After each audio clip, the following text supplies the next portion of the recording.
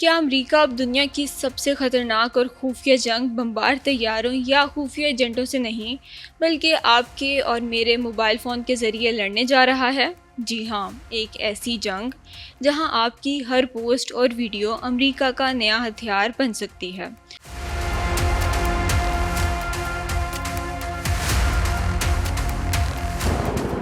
السلام علیکم، میں ہوں طوبہ نواز خان اور آپ دیکھ رہے ہیں روہی نیوز۔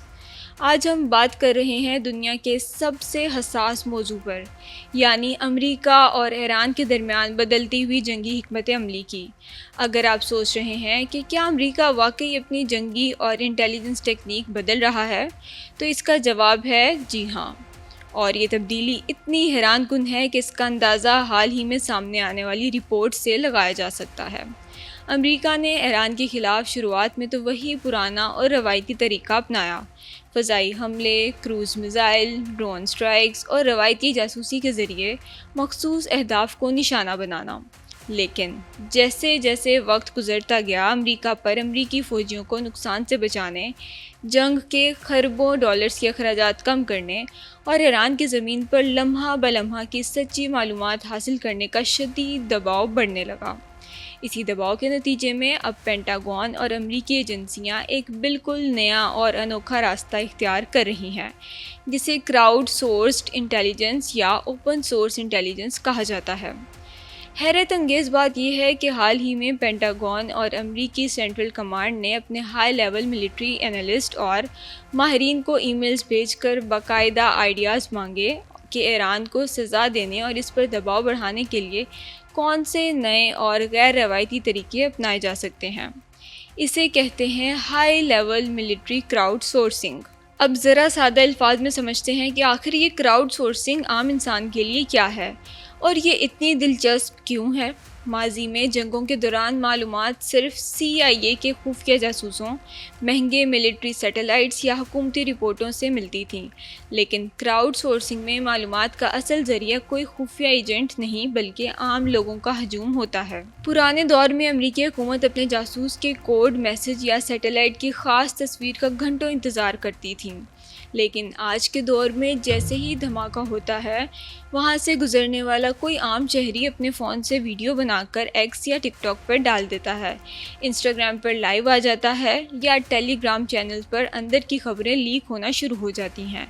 یہی نہیں، فلائٹ ٹریکنگ ایپس پر فضائی حدود کی بندش، سڑکوں پر چلنے والے ٹرک ڈرائیورز کی لائیو لوکیشن اور پرائیویٹ کمپنیوں کی HD سیٹلائٹ تصاویر چند منٹوں میں انٹرنیٹ پر دستیاب ہو جاتی ہیں۔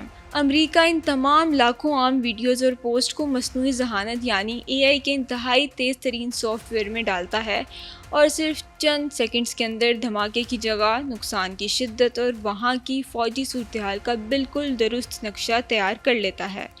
یعنی امریکی انٹیلیجنس اب آپ کے فون کی اسکرین پر چل رہی ہے۔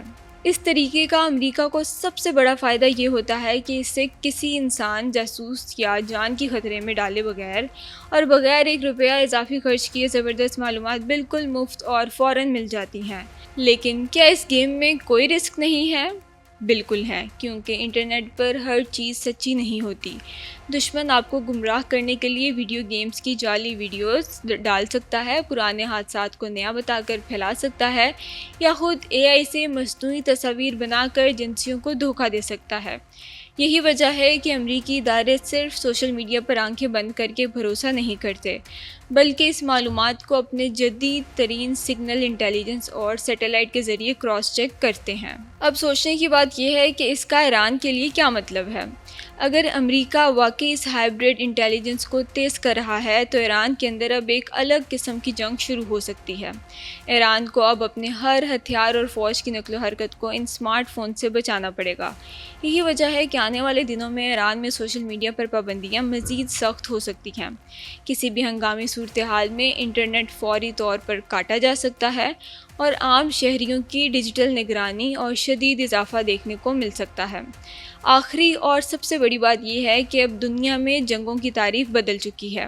امریکہ نے روایتی بمباری کو مکمل طور پر نہیں چھوڑا بلکہ روایتی جنگ کو کراؤڈ سورسنگ اور AI کے ساتھ ملا کر ایک ہائبرڈ انٹیلیجنس وار شروع کر دی ہے، اور اگر یہ سلسلہ یوں ہی چلتا رہا تو آنے والے وقتوں میں فتح یا شکست کا فیصلہ صرف بم یا میزائل نہیں بلکہ آپ کے ہاتھ میں موجود اسمارٹ فون کی ایک ویڈیو، سوشل میڈیا کی ایک پوسٹ اور آرٹیفیشیل انٹیلیجنس کرے گی۔